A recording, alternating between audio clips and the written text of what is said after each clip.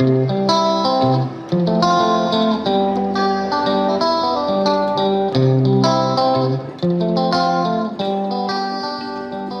to the initial episode of the Noble Marketing Podcast. I'm Michael Raymond, your host, and I'm here today with Derek Pfister. He's an editor and photojournalist with CBS 58 News in Milwaukee, and he has a side business. He's a freelance chair on Stair Films, and Derek is the cinematographer and the video production, and he does video editing, and he does lots and lots of different things. But we're going to talk to him today. He's going to tell us a little bit about his work, and we'll just have kind of a nice conversation and learn more from him. So, Derek, how's it going? Hi, Michael. It's a pleasure to be on your podcast. Things are going pretty well, pretty crazy right now with everything, news-wise, but now that the new year is kind of broken in and the election stuff's over, hopefully things can calm down a little bit in the news industry. Sure. I didn't even think about that, but, you're right. The news cycle, I've certainly been a little bit addicted, to the news, in the last, few months. But, and I know that sometimes, you post little things of being out and different things going on. But what's that been like? Has it been really crazy in the newsroom? It's been, in the newsroom itself, it's been quieter due to COVID. For almost a year, our newsroom has been kind of broken up because half of us are in the newsroom and the other half, like reporters, some producers, they're all working from home, or they're just not even allowed in the station unless they have like a specific reason to get camera gear or whatnot. Mm-hmm. But for safety reasons, we've been split up for nearly a year. So it's been emptier, but the busyness is still there. The communication's definitely changed a little bit with everything because of separation, but obviously Zoom has been huge, so we've been communicating through that. A lot of phone calling, a lot of emailing, messaging, so that's definitely taken over instead of the whole face-to-face communication. So the newsroom itself has been emptier, but the busyness is still there, the craziness, because of everything that's happened in the past year.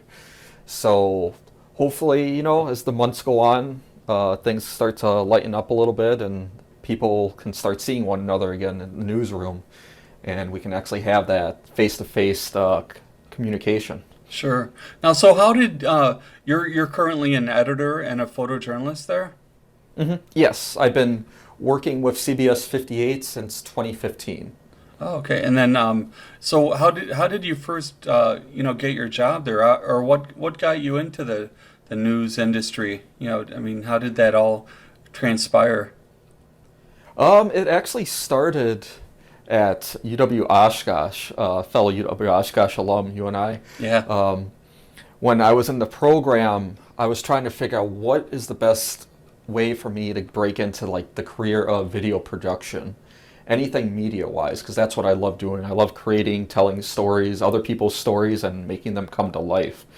And news within the Milwaukee area where I'm from was the best choice for me, and it was a really good career choice where I would have that constant workflow, and I'd have to worry about always looking for work if I was just kind of relying on my freelance business. Mm-hmm. But news was the best choice. It wasn't far from me. I'm out of the Oshkosh area, so it's a good 15-minute drive to head into the city where all the stations are. And it was definitely what I was looking for, collaboration. And that's what I always did in college, working on film projects, anything media-wise was collaboration. And that's definitely 100% of what news is. It's all about communicating, working together to create that content for others. Oh, that's really cool. And, because we are kind of more of a marketing-oriented podcast, and so we mm-hmm. definitely have to try to get into the marketing aspects of it a little bit. And and you might not be, very responsible for that, as far as selling ads or ad content, but as far as, having so many spots per hour and, kind of, just the general mechanics of it. Is there anything you can share from that standpoint as far as, the marketing? Yeah, definitely. Marketing, we were definitely hurt this past year with COVID, and marketing is what we rely on for our revenue and everything because of promoting events, just like other people's products. And throughout the show, we go through our commercial breaks, which we go through throughout every half an hour of the show. And for me, especially, I do the morning show at CBS 58, which is 4:30 to 8 o'clock. So every half an hour, we have to have a specific amount of break periods to have that ad content going through. And it ranges from a few minutes, sometimes just a minute itself before we come back on air. But we need those breaks in there to have that content ad revenue flowing through.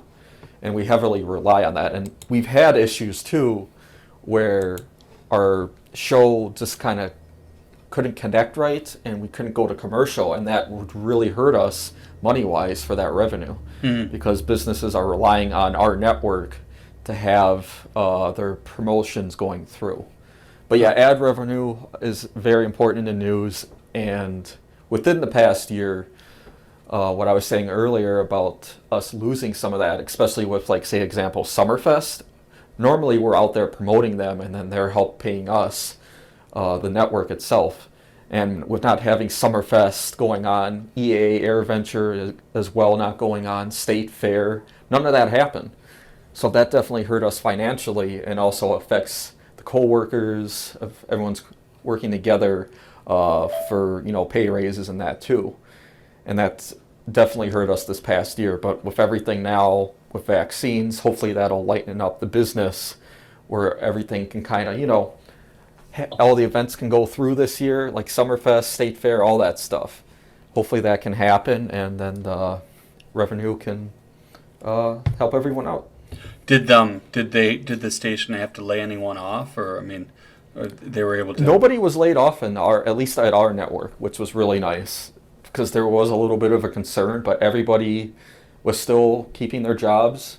Hours remained the same, otherwise just no overtime for a while. Mm-hmm. But it looks like now things are starting to pick up a little bit, which is nice, especially with the Green Bay Packers this weekend, the NFC Championship. Oh, yeah, that's so right. That definitely helps out for us because we're promoting the Packers and all that, especially with the Brewers too, because we're the lead weathercast for the Brewers. So really? People rely on us for weathercast, and we're promoted through them. We promote them. So we always have a specific amount of mentionings throughout the sports, throughout each half an hour. Oh, okay. So that's one of the marketing things. Is that you have to mention, like, there's so many mentions of them or whatever. That's kind of. I'm not sure what the whole rule is behind, like how often they have to, but we also have like our sports people, and then they have their specific amount of packages that they have talking about the team or interviews with the team. I'm not sure if they have to be that specific length. Mm-hmm. That's more behind the head of the heads of the company. But okay. It seems like pretty consistent where we have to have them on for a certain amount of minutes per like half an hour. Oh, okay. And then as a photojournalist, do you get out in the field a lot, or how's that been going? I'm primarily in the studio or within the newsroom editing for the show. Oh, okay. But on the side, I'm able to, like for our Sunday morning show, for example, I like to go out with our reporter and, shoot some stories with the camera. That's what I love doing the most, is actually using the camera and telling stories through the lens. Mm-hmm. That's what I look forward to most. Editing has always been there for me. I do it constantly, but when I can get a break from doing that and actually shoot, that's what I love doing the most. And then bringing back my footage and then putting it together. And especially, too, like if I know I did something wrong, I know it's on me. Because I'm the one who shot everything. Did you get to go down to Kenosha? No, not today. Luckily, I'm off. No, I'm saying, you remember all that stuff that happened in Kenosha? With yes. the riots? Luckily, I didn't have to. I was just in communication with the reporters and the photojournalist in the morning that whole time. Yeah. So it was primarily me just making sure they're feeding back our footage fine so that way I can get it on air right away. Because when something breaking is happening, especially with what happened in Racine and Kenosha, we want to make sure we have the freshest content on air right away before our competitors do. So it's my job to get it together the best way possible that tells a story within the footage, not so that the footage is just randomly put on air. I want to put that footage together so it tells a story of what the actual situation is. And I base a lot of that on what the producers write for the show. So I'm always looking at their scripts and matching my footage to what their scripts say. Oh, I see. That is my main goal. Oh, okay. Well, it's kind of interesting because there's so many different players in it, and it's hard sometimes to understand. We see the final product on TV, and it's like it all looks great. Was there any big things that memorable events that happened in the last year? I mean, that you have a kind of interesting story you could share, or? It was a lot of craziness, especially with George Floyd protesting Black Lives Matter. Everybody had their voices heard within the past year. Sometimes in good ways, sometimes in bad ways, but it became very chaotic just to process all that, because it was just so much was coming out at once. Past year was definitely emotional. And also very powerful because of just hearing what everybody had to say. And with the whole election as well, it was definitely an election that nobody's ever going to forget who went through it this past time. But just a lot of politics compared to what I'm used to in previous years, where it's a lot of events, fun events that I'm going to covering. Yeah. Not a lot of violence. It's more of projects that I'm telling people stories their own stories, like their own businesses, what they're trying to do. It was a lot of stories of me telling about, for others, their businesses going out and how they're going to try to recover from it. So it was definitely emotional compared to years past. And one of the things that I noticed, and I hadn't noticed it really as much before, but it's, and I think because of it, it's people trusting the news. Trusting that the news is being fair and unbiased. And I think a lot of people, haven't. They've felt that it's. There's always of course those news, certain news channels that are always considered to be very middle of the road, neutral, unbiased, like NPR or PBS, is a big one. But, have you experienced, any of that? Or, I'm sure that you guys try to keep really objective. That's definitely one of the criteria. But right. Have you noticed that people have stopped, have people stopped trusting, what they hear and see? Has that changed at all, or maybe? We definitely get people to email like the news desk or contact the news desk saying their opinions. I never hear any of that other than what our assignment desk person talks about, saying like, oh, this person was just kind of saying their opinion on the topic that we just talked about, or they didn't agree with something we said. It's definitely the voice of the people. It's nothing I can control. I've seen a lot of content, especially with talking about how many cases there have been throughout COVID. People are always like upset because nobody's really talking about the other reasons people have been dying. We've just been talking about COVID, and that's the reason all these deaths are happening. But some people are like, that can't be all COVID because there's also the flu and cancer and all that type of stuff. So they're wondering if somebody does die from cancer, for example, are they just marking it as a COVID death and bringing up the numbers that way? It's those type of things, comments we get from others. And I honestly don't know where we get all the numbers from. I've just seen them go up with the content I've put together. Oh, okay. Interesting. And then, of course, that whole thing in Florida was a big news story with the person that was reporting the cases, and then there was questions of whether they were over-reporting or under-reporting or whatever that was. Yeah. It's But so then the other thing is I wanted to talk about was your freelance work, your film work. You chair on Stair Films, and I know that we had a chance. We talked not too long ago about drones, and we were just. I know you're doing a lot of work with drones and that, but how long has chair on Stair Films? I know you have a partner that you mentioned, but how long have you been doing that? The name Chair on Stair Films has actually existed for nearly 20 years. At the time, it was called Chair on Stair Productions back in 2001, and it was created by my brother and his friends in high school. And it was for a media project that they were creating, and it was basically them acting out a scene in a movie, and then they would review it, and they were making it look like, oh, this was an actual scene from the movie. And they were just talking like if they liked it or not. It was like pinkies up or down if it was a good movie or not. And it was pretty entertaining. I loved it with my childhood friends. And I just ended up taking that name, Chair on Stair Productions, and started creating my own videos. And this was like with the older cameras with VHS you would put in and record on there. And it was a lot of fun. That's how I kind of got into media. But then once I got into high school, I started to get more serious with my filmmaking. I'm like, I can't just keep making these little videos on VHS and just these little comedic these skits. So I know I want to do this for a living. I have a lot of fun doing it. I love creating. I just got to get more serious.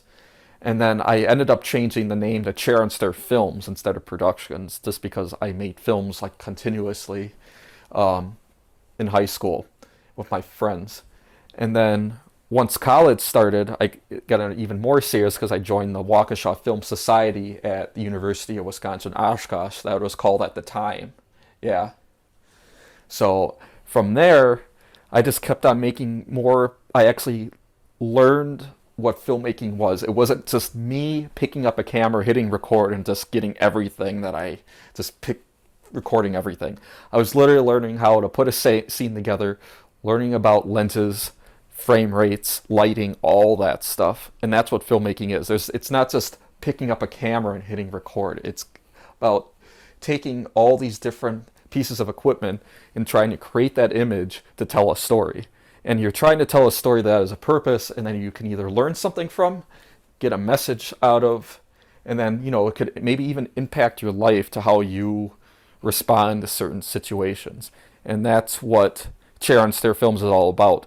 We're there to tell a story that could be influential and help others out. And then once 2010 came along, we started, my buddy and I, Brendan Adams, who's the co-owner of Chair on Stair Films, we started filming weddings. And that was a huge changeover from what we're used to, because weddings are like, it's right on the spot, kind of like how news is. You just got to get it. You can't repeat it sometimes, especially like if it's ongoing. But with a wedding, you got to make sure to get it. It's a lot of technique. It's a lot of switching back and forth with cameras. But we originally started with one camera and a microphone. And boy, did we learn that's not what we got to continue doing. We have to have multiple people with us to tell this story, try to capture the emotion within the bride and groom's face through everything.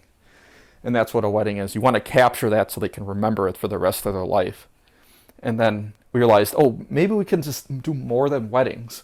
We started to get on social media and talk about what we do, and posting small little segments. And we started to do work for clients, for businesses.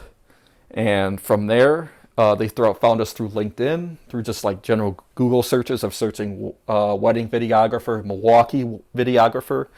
We showed up through our social media, our website now, and we started to build clients so that way we could tell their stories. So not only does Chair and Stair Films just do weddings, we do content for businesses, promotional content, even personal projects if you want it for their family. So we're here to capture those moments for you and put those together the best way possible that's memorable, that can be passed down. So is that, and that's the most, so it's usually social media is your marketing methods of choice, for that? As of right now, yes. Oh, okay. Through social media, we started to actually get merch now that we're going to pass out through our website, business cards, through connections. So it's all literally like anytime you want to build yourself up, it's all about who you know and how you meet people from those connections and continue spreading the word. Mm-hmm. And that's kind of how we learned it. There's a lot of things we want to hopefully reach for in the future, just because of how expensive everything is these days. I mean, it took us nearly 11 years to have all the equipment that we have right now. Every year we've built up a little bit more, and we have literally like enough equipment for our hopefully future studio. So it literally has taken us time, and that's how it's been taking us to bring up our marketing. But yeah, social media is huge these days for promoting yourself. Oh, okay. Especially Instagram. Yeah, Instagram, works really well, for visual. But yeah. Mm-hmm. And I mean, this past year, I mean, certainly a lot of, brides have had to cancel. I had a couple weddings that were canceled on me. Did you see that as well? A lot of brides putting off their weddings, or did you run into that at all? We only had a few weddings this past year because everybody was they didn't feel safe because of COVID, so they pushed it off till this year. So everybody's kind of hoping, hey, let's have our wedding this year, hopefully, and we can actually have all of our guests. Even if people have to wear a mask and be spaced out, that's no problem. But they're just hoping that they could actually have it this year instead of postponing it another year.